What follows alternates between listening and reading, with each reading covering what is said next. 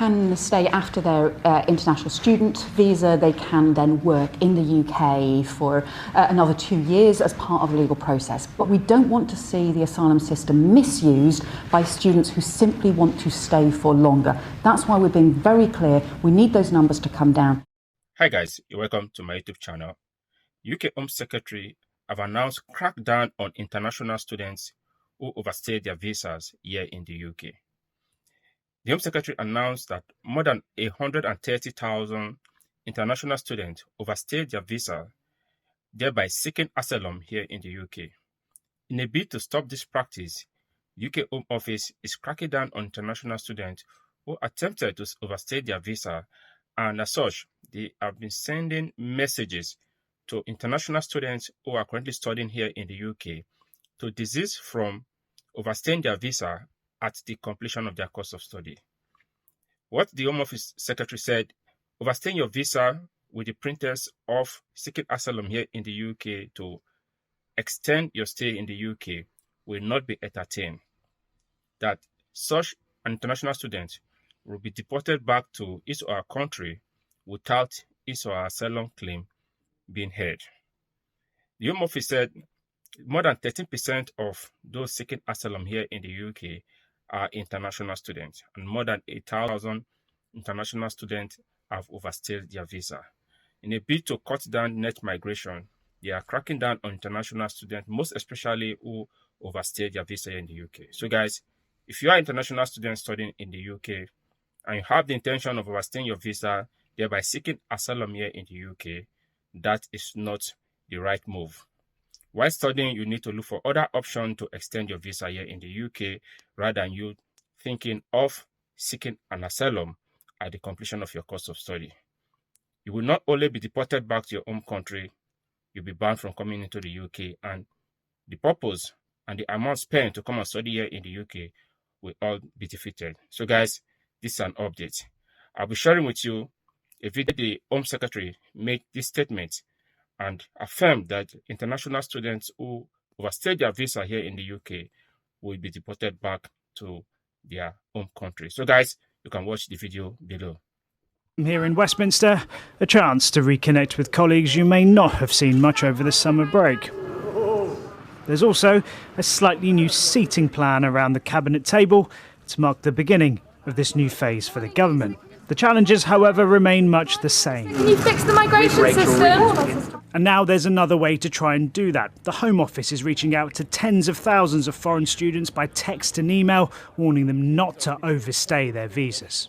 People can stay after their international student visa. They can then work in the UK for another 2 years as part of a legal process. But we don't want to see the asylum system misused by students who simply want to stay for longer. That's why we're being very clear. We need those numbers to come down.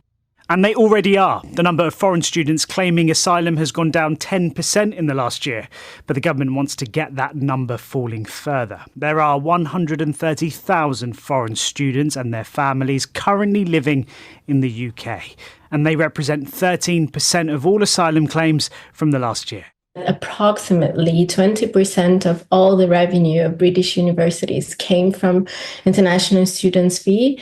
Now, whether people will stop coming to the UK because of this announcement, we don't know. We don't expect, actually, the impact to be very significant.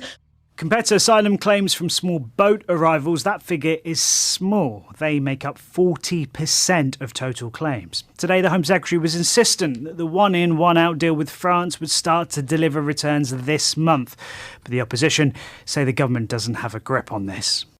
So far, nothing that the Labour government have tried has actually seen any dent in the numbers of illegal crossings or people coming into this country illegally. They came into office promising to smash the gangs. The only thing they've smashed is the record for number of people coming into the country.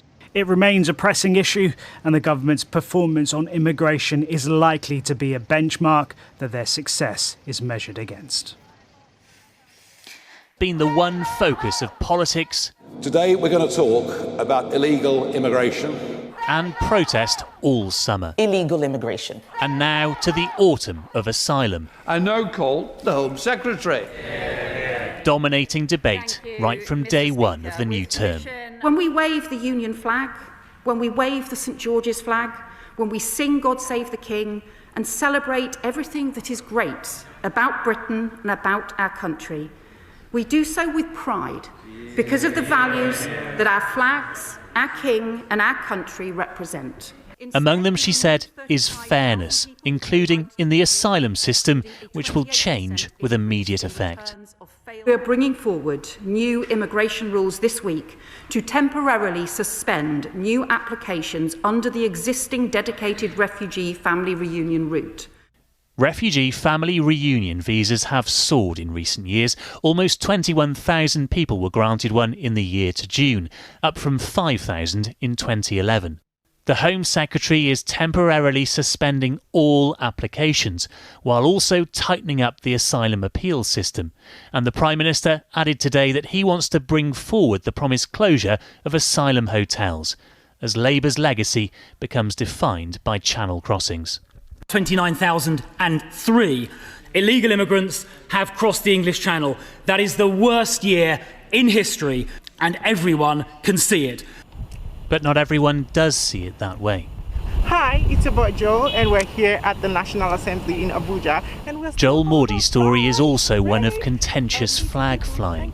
He organised the first Pride in Nigeria in 2019.